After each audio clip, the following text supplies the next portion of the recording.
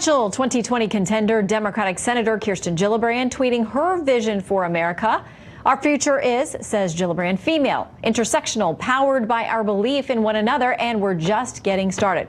Which led us to wonder, what exactly is intersectionality? Well, Merriam-Webster defines it this way: the complex, cumulative way in which the effects of multiple forms of discrimination, such as racism, sexism, and classism, combine, overlap, or intersect, especially in the experience of marginalized individuals or groups. So, is focusing on that a winning strategy for the left? Let's talk about it with tonight's Power Panel. Fox News contributor Leslie Marshall, senior politics writer, U.S. News and World Report David Catanese, and radio host on WMAL here in Washington, D.C., Larry O'Connor. Hey. Welcome to all of you. Good to see you, Shannon. Good to be with you, Shannon. Hi, Shannon. Okay, so one of the first things we saw was a response from Senator Marco Rubio, obviously a Republican, responding to his Democrat counterpart, saying this: our future is American, an identity based not on gender, race, ethnicity, or religion, but on the powerful truth that all people are created equal with a God-given right to life, liberty, and the pursuit of happiness. All right, with that in mind, Larry, what do you make of Senator Gillibrand's plans for the future? What Marco Rubio said there is not a Republican idea. It's an American idea. What is Kirsten Gillibrand going to do? Make America intersectional again? That's really what the candidates are going to run on in 2020?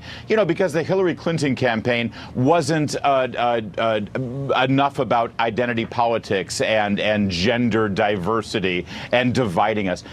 The American people are so tired of this. I went to an event this week, the Independent Women's Forum, last week, where they gave an award to Nikki Haley. Nikki Haley is a woman. She is a daughter of immigrants. She is a person of color. I have more in common, based on my values and my principles and my beliefs and my ideas, with Nikki Haley than I do with Bernie Sanders, who was a pretty white guy, right? So what, intersectionality means that Nikki Haley is in some way different from me? No. Americans are about ideas, not our colors, not our body parts, and every American in their heart knows that. This is offensive to what we really believe. Okay, so Leslie, what do you make of what Larry's saying there? Because he thinks, like, he actually, I think, wants them to run with this because he doesn't think it connects with the average American, and he thinks it'll be a winner for the GOP. Yes, this alienates them. Well, first of all, I'm so sorry you're offended by it, Larry. I don't want to, push that. I don't want to be insensitive. It's about time you were sorry. I mean, first of all, this is a comment by one Democrat that clearly plans on running for the presidency in 2020, first of all. Second of all, this is not the Democratic agenda or talking point. And third of all, Larry, you're wrong. And let me tell you how. When you look at the composite of individuals, Democrats, that have won election to our body of Congress, when you have Native Americans that haven't been there, when you have Muslim women, one of which wears a hijab, a head covering, that haven't been there before. I'm sorry, but we saw in this midterm election that intersection, if you will, of faith, of gender, of color, of culture definitely matters. And the future is female. With the majority of the population in this country and the world, we are treated and even act as a minority. And we've had more women elected now to Congress, more women that have run, and more women that have voted. And I think that's going to continue going forward. We might have to see if Leslie's running in 2020. I mean, that sounds like a stump speech right there. No. All right, David, it's a very crowded field. And I was reading one analyst today who said, hearing this from Kirsten Gillibrand, that she is a white female, they said, of privilege, and so you should expect to hear more language and more talk like this from her as she tries to reach outside the perception of her.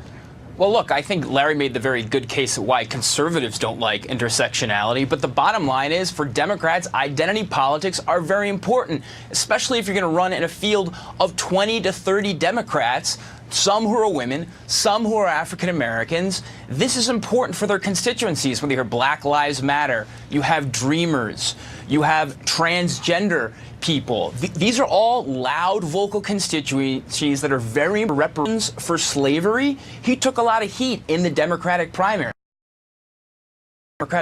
For one reason: he did terrible with African-American voters. So I think Kirsten Gillibrand right there, as a white female talking about intersectionality, is laying down a marker saying, yes, I'm speaking to you, African-American voters. I'm speaking to you, immigrant community. I'm speaking to you, transgender community. And we can roll our eyes as much as we want about that if you're on the conservative Republican side, but in a Democratic field, it may be pretty smart to do. Yeah. All right. Well, we have something else I want to get you all to react to from another Democratic senator. This one, Mazie Hirono from Hawaii. She's out there talking about the Democrats' inability to connect, or where they have failed to connect. She says this. It's let me find it here. We have to kind of tell everyone how smart we are, and so we have a tendency to be very left-brained. She said we Democrats know so much, kind of that she goes on to say it alienates voters, because if you're not talking to them, from emotion, if you're just out there spouting how smart you are, it doesn't always work. So quick reaction from all of you. Leslie, I'll start with you. I somewhat agree and somewhat disagree. First of all, when you look at former debates, whether it be Hillary Clinton, John Kerry, who in a sense came off as academics or highbrow, that doesn't work with American voters. They want somebody they can have a beer with. However, Democrats, I think, hurt themselves sometimes by appealing to and speaking just from and to the heart. And when we saw that in the last presidential election, where some numbers in the economy were largely ignored in states like Wisconsin, Michigan, and Pennsylvania. All right, David, what about this idea that they're too intellectual or left brain? I mean, it reminds me of Al Gore, who is seated at the funeral service today. It reminds me of him and why he lost to George W.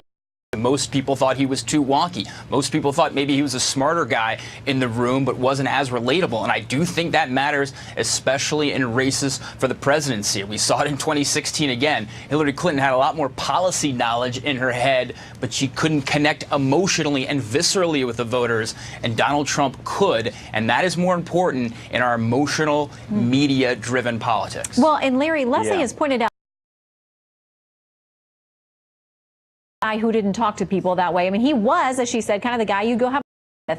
Yeah, I kind of reject the premise that these Democrats lost because they were so smart. I'm sorry.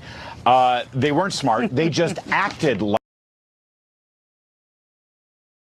smarter than everybody else. That was the problem. The fact of the matter is, socialist left-wing ideology that is dominant in the Democratic Party right now in America, every time it's been tried around the world, it has failed. The American